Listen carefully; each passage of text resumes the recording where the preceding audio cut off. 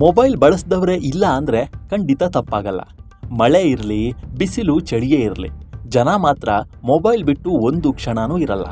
ಆದರೆ ಬೇಸಿಗೆಯಲ್ಲಿ ಮೊಬೈಲ್ ಬಳಕೆ ಅತಿ ಕಡಿಮೆ ಮಾಡೋದೇ ಒಳ್ಳೆಯದು ಅಂತಾರೆ ತಜ್ಞರು. ಹಾಗಾದರೆ ಇದಕ್ಕೆ ಕಾರಣವೇನು ಅನ್ನೋದನ್ನು ಹೇಳ್ತೀವಿ ಈ ಸ್ಟೋರಿ ನೋಡಿ.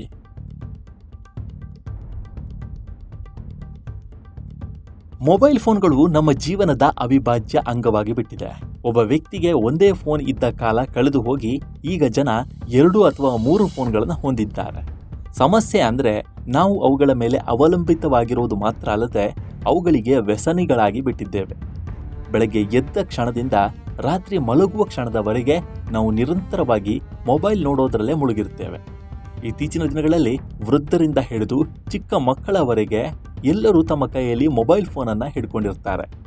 ಈಗಿನ ಮಕ್ಕಳಂತೂ ದೊಡ್ಡವರಿಗಿಂತ ಹೆಚ್ಚಾಗಿ ಸ್ಮಾರ್ಟ್ಫೋನ್ಗಳನ್ನು ಬಳಸ್ತಾರೆ. ಮೊಬೈಲ್ ಫೋನ್ಗಳ ಮೇಲೆ ಹೆಚ್ಚು ಸಮಯ ಕಳೆಯುವುದು ನಮ್ಮ ದೈನಂದಿನ ಜೀವನದ ಮೇಲೂ ಪರಿಣಾಮ ಬೀರುತ್ತೆ.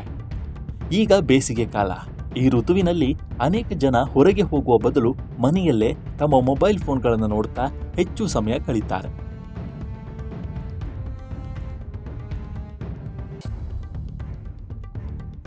ಒತ್ತಡವನ್ನು ನಿವಾರಿಸಲು ಅನೇಕ ಜನ ತಮ್ಮ ಮೊಬೈಲ್ ಫೋನ್ಗಳನ್ನು ನೋಡುವುದನ್ನು ನಾವು ನೋಡಿದ್ದೇವೆ.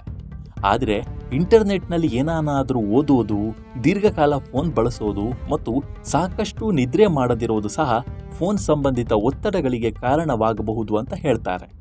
ಆದ್ದರಿಂದ ಮೊಬೈಲ್ ಫೋನ್ಗಳ ಅತಿಯಾದ ಬಳಕೆ ದೇಹದ ಮೇಲೆ ಅನೇಕ ಅಡ್ಡ ಪರಿಣಾಮಗಳನ್ನು ಬೀರುತ್ತೆ. ಇದು ಕಣ್ಣಿನ ಒತ್ತಡ, ನಿದ್ರೆಯ ಸಮಸ್ಯೆ ಇತ್ಯಾದಿಗಳಿಗೆ ಕಾರಣ ಆಗುತ್ತಂತೆ.